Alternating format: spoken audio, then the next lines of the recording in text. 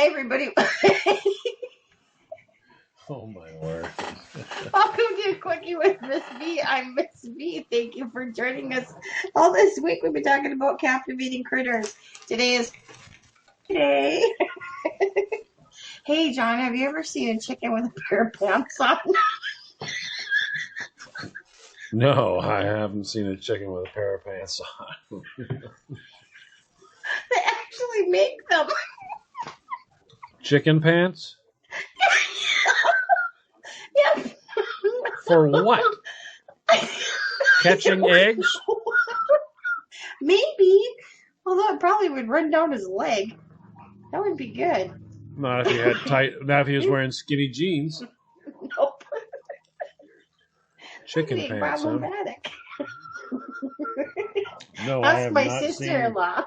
I have not seen chicken jeans. Anyways, today's topic is going to be about Ground Hogs. You know, Ground Hogs Day. Yeah, not so much. Now, I understand that you were hunted for one. I was. I was taking my dog for a walk, and we cut across our yard into my neighbor's yard, you know, because she was sniffing something. Obviously, it was a groundhog, but unbeknownst to me, I didn't know it at that time. And here comes that little fat critter coming up my neighbor's sidewalk. I'm yanking on Shelby's leash to get her behind me. And I'm screaming at the groundhog. Now, what were you yelling at the groundhog to make him understand you were serious? No, I was like full on girl scream. Like, you caught me by surprise, full on girl scream. To the point where the neighbors decided to come out and check on me because they thought I was being murdered. Yes, I was. By a groundhog. It's after me, and it's me's business. You can see the beady little eyes. He's got those little hands. He wants to hurt you. Yep. So it was kind of funny because I was trying to take a step to the side, and so was he, but we were taking like the same side step. So I went right, he went right. I went left, he went left. Oh, boy. Uh-huh. It's like, do you want to dance now? First you want to kill me, now you want to dance with me. And you know, for as fat as that little chunky monkey was, he could move. Because once he, figured out that I veered left and he veered right, he went and made a beeline right for my neighbor's front porch. Because she's got like a small enclosed front porch. Yeah. So obviously he had burrowed down beneath there and was living there, But we didn't know that until that moment in time. And so then, my neighbor lady had to call the critter guy to come and remove him. Wait a minute, you had him ousted for walking in front of you? No, my neighbor did. She didn't want him living under her house, her front porch. But you know what the funny thing was? All he did was go for a walk. That was it. And it cost him his home because why? He was going to commit murder. He was going to commit murder. You.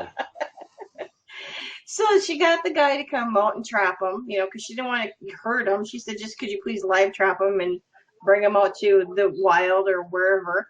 So he said, sure, he could do that. And in a matter of days, he made his way back to her house. Mm-hmm.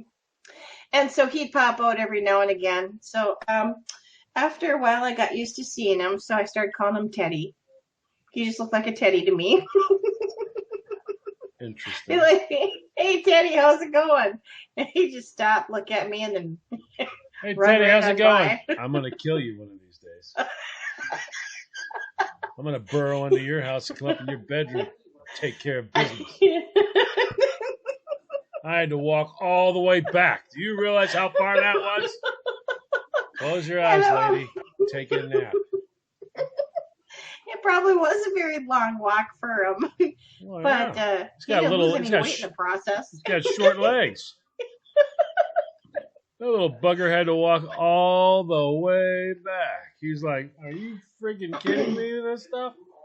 They are little chunky monkeys, though. I I don't know. even. They don't walk. They waddle. He had to waddle all the way back to Duluth, Minnesota. I mean, really? Are you kidding me with that? Yeah. So Teddy's not here anymore, though. I don't know. He must have found a new home to to hide out in because we haven't seen him this year at Well, he's all. probably got a family now. He figured he better settle down and move somewhere because this lady on his block has been trying to have him ousted. That's what the If motorcycle's for. groundhogs could talk, right? Yeah. I'm sure he'd have some good stories. Well, I'm sure Or he's got this his one own. I'm sure time he's got his kids. own blog. he's doing a show instead of groundhog encounters, it's people encounters. There was this lady I saw one day walking down the street. I kept trying to move out of her way. She's like, "You want to dance?" Oh my word! I had to dive under a porch to get away from her. Yeah, he literally did dive underneath the porch. She was walking the sausage with teeth. Well, my dog was really curious. I mean, Shelby would have went right up to him and be like, "Hey, how's it going?" But I didn't want her to get that close because I don't know what they're capable of doing. Oh, And you know, the mass destruction that a groundhog can do to the world is just unbelievable. I'm sure. Hey, yeah, groundhogs probably mess up a lot of people a year, but it's always because there's a hole. And you step out and you land in the hole and you break your leg and go, "Stake it, groundhog!" Now their devastation is holes. They will dig a network of tunnels. oh yeah, hmm Cows break their legs in these. When you got a field full of yeah, them, oh yeah, cows walking around, cow doesn't see, cow will break a leg. You put the cow down. A horse can hmm break a leg. A human can break. They dig a lot of holes. oh yeah. A lot of holes. Well, Especially if they're in an area where the predators, like when they get towards the city, there's not that uh many coyotes anymore. There's not that many predatory animals that would take care of them, so they can have an explosion in population, and before you know it, they're everywhere. You see them on the. yeah. We used to call them little guys. We're driving down the highway. You see little guys poke out of the holes. It's like whack-a-mole on the side of the road. You just like boom, whack-a-mole. Nope. Don't want any groundhogs. On that note, I'm gonna go check my front porch. Back in a minute. Welcome back, everybody. You're listening to a quickie with Miss B. I'm Miss B. All this week we've been talking about those captivating critters. Today we're talking about groundhogs. Yeah, okay, so you know those groundhogs. That's what we're talking about today. Now, like I said, I can't tell my naughty story. It's not naughty. It's just life. Yeah, no one's going to enjoy that story, so I won't tell that one. But I will tell you this one, boy. I'll tell you what. We had. It wasn't Caddyshack, but boy, you swear it was. All right. Oh yeah, they can wreak havoc on the golf courses too. This guy was trying to get this groundhog. All right. I don't even know if Caddyshack was out yet then, but he's trying to get this groundhog. So bad he can't get this thing. He enlists me and my brother. He wants us to come help him get this thing. Yeah. So he can't figure out what do you do. And of course, my brother's like, well, we'll smoke it and see what we get. He's like, smoke it? He goes, well, yeah, we'll smoke it and see what we get. How do you do that? He's like, well, so he holds up a ribbon in front of each one of the little holes, and then we get one that flutters. We get one that's fluttering and it's pulling in. We go, well, that's a vent hole. So we'll put the smoke in that and see where the smoke comes out. And we know where the different spots are. So we have this little can thing. It's kind of like what you use for bees, but sort of. And you're just smoking it, and all of a sudden you start seeing a few different spots. What happens is the smoke splits all up and it starts coming out. And when it's coming out, then you run over there and you mark them. All right. Well, holy friggin' moly, Christine. This guy was busy, huh? There was a lot of spots, and it's like there's no way two guys are going to be able to do this. So Yeah. what we decided to do then was we thought, and it's hilarious. We thought we'll just put rocks over the spots, okay, and then they won't be able to get out. And we'll have to do this one. So we go through and we have to go get like 20 rocks. We put rocks over all these spots. And now there's two spots. I'm on one, he's on the other one. Yeah. This thing goes out the hole where the smoke is. The smoke's coming in and out. This thing's smart. And now, so now we're a little frustrated now. It's a little frustrating. And of course, you start thinking of all the dumb things. And I thought, why don't we wait till it's dusk and we know he's back home because he's going to want to get away because coyotes come out at night and he's a yum-yum. Right. Sure. And we'll pour a little gasoline down that vent hole and see if we can't smoke him out. Well, that didn't go as well as planned. Oh, pray tell, what went wrong? It's like the closest spot went. That was it. You're like, all right, I don't think that worked. It wasn't like we poured so much it was going to fill in every single one, and then boom, the ground was going to. No, it wasn't like that. And we were like, these things will kick your butt. Either you trap them, and we're trying to do everything we can, and then he comes up with a brilliant idea. Well, we'll just put rocks over all the spots. Mm-hmm. Well, being kids, you think, yeah, sure, why not? Not bothering to use your brain and go, so how'd the holes get there? True.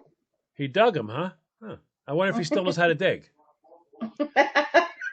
So when you cover up all the holes with the rocks, and like your brilliant child idea is, hey, the guy still knows how to dig. You know what he does? He just digs around the rocks. And he's out. It's... So we had this one special little fella. He was pretty good.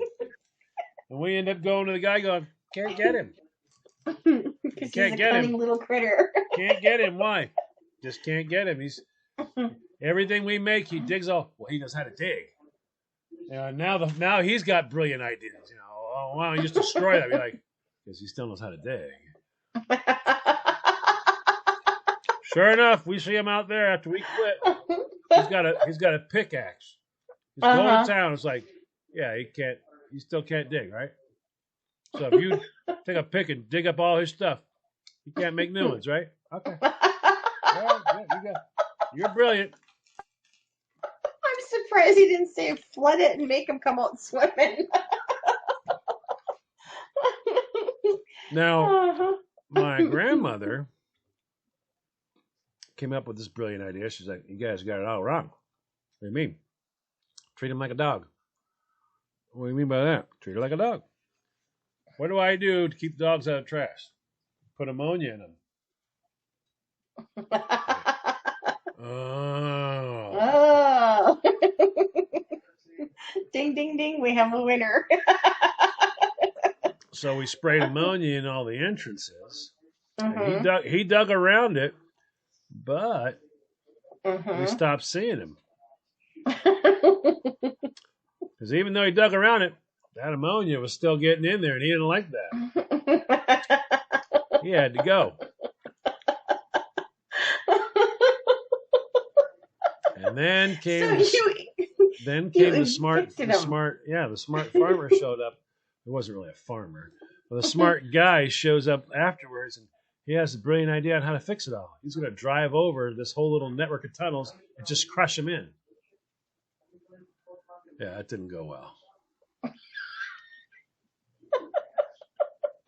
It had been raining. The ground was soft. He's just going to he ended up in just a pile of mud. Yeah.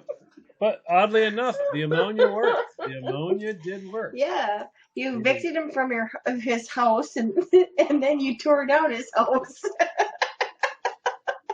No wonder why you didn't see him again. Yeah, so we got our $10 and left. 2 weeks worth of work for $10. And on that note, John needs to go spend his $10. Yeah, I'm still holding that. I am not that cheap. Come on. You think I'm that cheap that I would have $10 when I was like 7 years old? Oh my word!